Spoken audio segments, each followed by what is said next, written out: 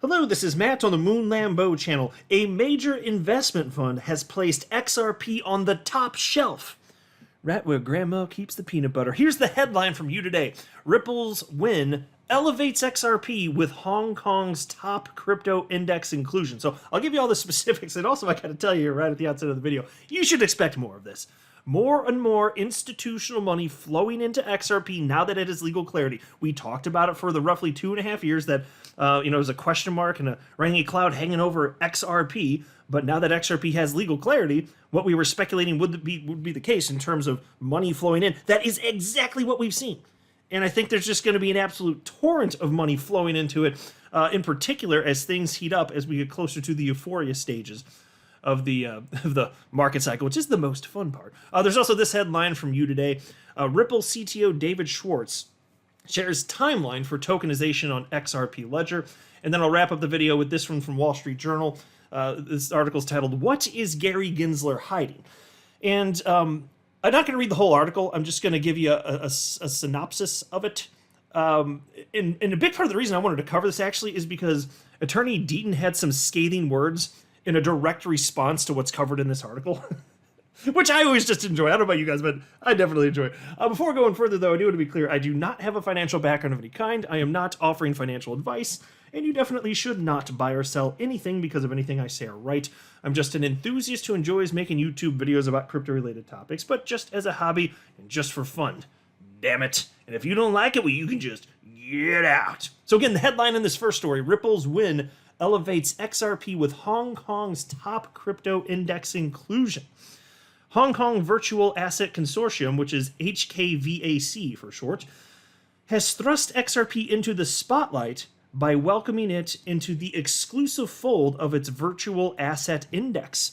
The announcement came as a watershed moment for the cryptocurrency as it secured a 6.94% share in the HKVAC cryptocurrency global large top 5 index and equal weight index. This inclusion propels XRP into the league of esteemed digital currencies, with only Bitcoin, Ethereum, and Tether boasting larger shares, each standing at 15%. Exactly, and so that's why I said at the outside of the video, this is a major fund. It's a major investment fund, and they have placed XRP on the top shelf, right where Grandma keeps the peanut butter. Also next to the Bitcoin and the ETH. But this is where XRP should be. Look, we all know that before the SEC nonsense started, XRP was always jockeying for that number 2 spot in terms of market cap, and it did oust ETH for that spot on at least 3 separate occasions that I can recall. And so, admittedly, yes, ETH's mostly held the number 2 spot, but XRP's been, well, at least to that point, certainly was giving it a run for its money, and I think it still would be today, but not for the SEC nonsense we just had to endure. But still, XRP is being placed back where it should be in the first damn place. The top shelf. Right where Grandma keeps that peanut butter. Next to the Bitcoin and the ETH also. XRP absolutely should be in that league. It is. It is. Whether you're talking about from a technological perspective, what's happening with developer activity, actual support from actual speculators, which has to be a major factor in all this, obviously. That's a major, major factor in all this. And it's just nice to see it back where we knew that it belonged to be, at the top of considerations. And the point that I broadly wanted to make is kind of what I was getting at the beginning part of the video. Expect more and more and more of this from additional funds. Index funds are going to be included. More money is going to flow in. And good, because you know what? There is no other crypto community in the world that has had to put up with more crap than XRP holders. And I don't say it to be just as, oh, well, it's me. But it's true. I think that's, it's a subjectively fair statement. Think about all the nonsense even from the beginning, even in the earliest of days, maybe a lot of you know this, I'm not sure, for the people who are newer to the community may not be aware of this, but XRP was under attack from Bitcoin maxis from basically day one. There were literally Bitcoin maximalists that were paying people to state that XRP itself was a scam and paying, I can't remember what the amount was at the time, but it came out to, I think it was hundreds of dollars. I'd actually take that with the monetary part with a grain of salt, because I can't remember exactly what it was, but it was substantial enough that people they recruited people with funds to say lies about XRP. You can Google it and you can find what I'm talking about here. So this would have been back in, I guess, 2013, 2014 era, around there. But it was, I mean, XRP's always been under attack. So from the world of crypto, all the Bitcoin maxi trolls, down to the SEC and everything in between, we've dealt with it all. And we're still here. And finally, XRP is getting some of the attention that it deserves. And it makes sense. You know, the fact that XRP wasn't there before wasn't because of free market forces, it was because of the SEC. So check this out, the piece continues. The move by HKVAC is not arbitrary. Stringent criteria govern the selection process. Virtual assets must maintain a median market capitalization of at least $10 million over the preceding 3 months and sustain a median daily traded value of no less than $100,000 during the same period. So why now? XRP's meteoric rise in the HKVAC index may find its roots in the recent legal victory against the SEC. Oh no, is that what it was? Color me surprised. It's only what all of us in the XRP community have been saying would happen for over 2.5 freaking years. And this was the inevitable conclusion that this would happen. And then they state the following. In a landmark decision, the SEC's case against Ripple concluded affirming XRP's non-security status. This clarification provided establishing XRP as a reliable investment choice and winning the confidence of the global crypto community. You gotta love this stuff. And that's not all. There's additional adoption here.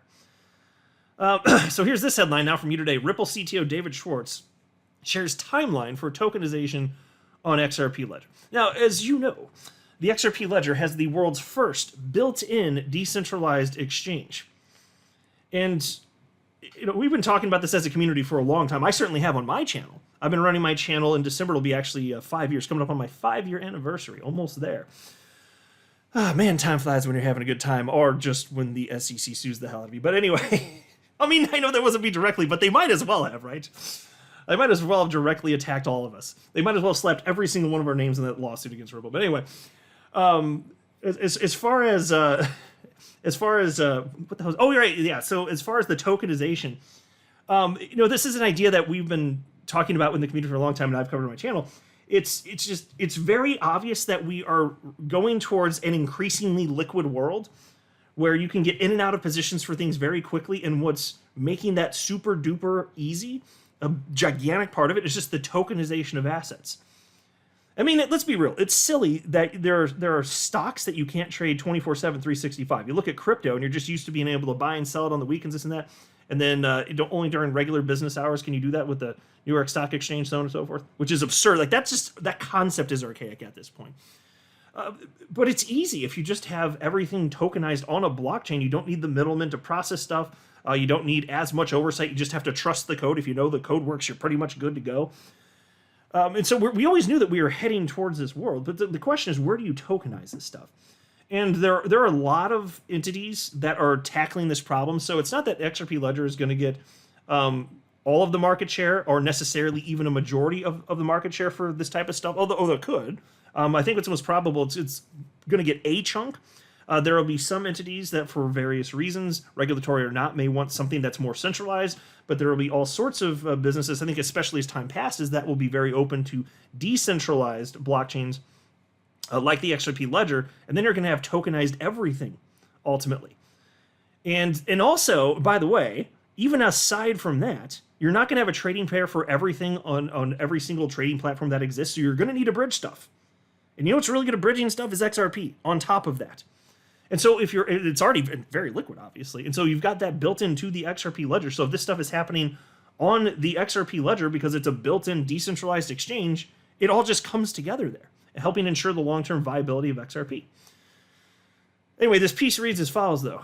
XRP Ledger, one of the oldest blockchains and the native platform on the XRP cryptocurrency, is a perfect technical basis for tokenized real-world assets. Ripple CTO indicated its benefits and shared his estimations of the first real-world assets, or RWA for short, projects to go live on the XRP Ledger mainnet. Real-world asset tokenization projects might launch on the XRP Ledger in the next year or year and a half. Now, so there was a clip where he stated this, and I just only need to briefly touch on this. He did state that. Now, it is the case that things have been tokenized on the XRP Ledger since its inception.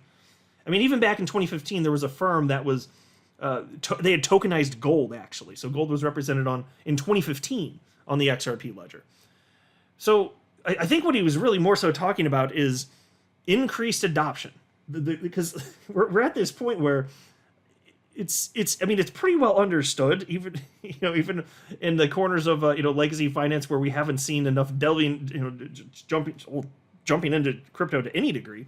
I think it's understood. The writing's kind of on the wall, at least as far as that stuff is concerned. Tokenization, this and that. So I think what he, more so the way that he worded it when I listened to it, it sounded to me like what he was trying to get across is that, yes, this is going to happen. The XRP ledger is a perfect place to have this tokenization, which is great for XRP because XRP is required for every single transaction of every tokenized asset that exists, which is just going to help to ensure the long-term viability of the XRP ledger. But it's great for it. And I think what he's saying more so is to watch for an increase in that type of stuff because it's been happening since inception. It's just that there are way more users now, and you're going to see a substantial uptick, especially as crypto gets hot again. And so to me, that makes all the sense in the world. And the fact that the XRP ledger has existed over a decade will make it appealing for entities that want to tokenize. They will have confidence that the XRP ledger likely isn't going away anytime soon, if ever. They wouldn't want to tokenize anything on a platform that hasn't been battle tested, right? And frankly, like I said a second ago, further tokenization will help ensure the long-term viability of the XRP ledger. As long as XRP is useful for just one thing, it's not going away. But XRP is actually useful for a lot of things. So we're very fortunate here in the XRP community because in a mature asset class, utility matters and will win the day. That's what I firmly believe. And it's also true, again, like I said, though, there will be some entities that want to use centralized platforms for various reasons, and maybe that's just for some time, and then markets figure stuff out, and maybe that goes the way of the dodo. Maybe everything ends up on decentralized blockchains. I don't know for sure, but there's going to be a place for assets to be tokenized, a desire for them to be tokenized on decentralized blockchains like the XRP ledger. So we'll see to what degree there's market share, but it just makes sense, and it's fast, and it's practically free. There's so much going for XRP and the XRP ledger here. Now let's talk about something that really grinds my gears. Freaking Kim Jong Gensler. Here's the headline from Wall Street Journal. What is Gary Gensler hiding? Here you go, little subheading. The SEC protects a security breach from public view. And so this is an article from just the other day. I don't want to read the whole thing. It's not that long, but it's really not necessary to get the idea across. Then I want to share with you what Attorney John Deaton had to say about this. But there's attorney Gabriel Shapiro, who is pretty well known at this point, I'd say, within the world of crypto at large here, sharing his perspective on a whole bunch of things, including the Ripple lawsuit. I didn't agree with him on everything, but I think that he was being intellectually honest, so that's all that I ask for of people. Just be intellectually honest, and it doesn't matter if I agree with you or disagree with you. That's not the standard by which I judge people's character or whether or not I like them, But I think that he was wrong on some stuff, but right on a bunch of stuff too. But anyway, he kind of did a little breakdown of what this is. And so he wrote, scathing expose of Gensler's SEC in the Wall Street Journal today. April 2022, SEC had an internal data breach. And then he shared this little screen grab, which reads as follows. The SEC's behavior, so it's from the article, the SEC's behavior underscores its lack of public accountability. The SEC recently finalized a rule to dun private companies that don't disclose cybersecurity hacks within 4 days, but the agency waited more than 6 months to report its own internal breach. If transparency is good for business, why isn't it for Mr. Gensler and the SEC? Well, how about that? Wouldn't you know it? It's good for thee, but not for me, as they say. So here, the strict, you get hacked and you don't report, oh my God, blah, blah, blah, I'm Kim Jong-un, blah, blah, blah, blah, blah, blah, blah, peas and carrots, peas and carrots. But on the flip side, something happens to the SEC and these rules don't apply to us. Different standards for them, right? Pretty gross, but par for the course when it comes to the disgusting folks over at the SEC and the particularly slimy Kim Jong-Gensler. And so Attorney Gabriel Shapiro continues and says, why internal? Because the SEC enforcement staff used it to get files of the SEC's own internal court. Yes, the SEC has an internal court. It's mostly used against broker-dealers. As the Wall Street Journal incisively puts it, quote, this would be akin to a prosecutor obtaining access to a judge's internal memos from a law clerk, end quote. A major breach of due process. In conducting an investigation into itself over the matter, and actually, is meant to be read as one sentence. The major breach of due process. It was in two separate posts for those of you not looking. That's why I read it weird. A major breach of due process in conducting an investigation into itself over the matter. The SEC bypassed its own inspector general and will not release the third-party report it says clears its staff of wrongdoing. Yet at the same time, the SEC dismissed 42 cases that may have been impacted by the breach, which seems odd if, as claimed, the data breach didn't affect any cases. Meanwhile, under Gensler, the SEC has been angling to become the country's main cybersecurity regulator. Okay, so that's enough in a nutshell. You got the gist of it. Different standards for the SEC compared to everyone else in the entire damn planet, right? Here's what Attorney John Deaton had to say about this. He reposted that thread from Attorney Shapiro and said, Gary Gensler and the SEC believe they exist and operate with total impunity, because they do. For over 2 years, there has been zero oversight by Congress. The Senate Banking Committee has officially abrogated its responsibility. Senator Elizabeth Warren literally gave Gary Gensler the questions she intended to ask at an upcoming hearing, along with suggested answers, and said she didn't want to place the chairman in a tight spot. That alone disqualifies her from re-election, in my opinion. How is that oversight? In the meantime, the Financial Services Committee is probably drafting its 9th stern letter threatening to issue a subpoena. Why would Gensler not think he can do whatever he desires? Spot on per usual, Attorney John Deaton. Now, I am hoping that eventually they actually do issue that subpoena, which would be, by the way, a first in history. That's never happened, the SEC being issued a subpoena.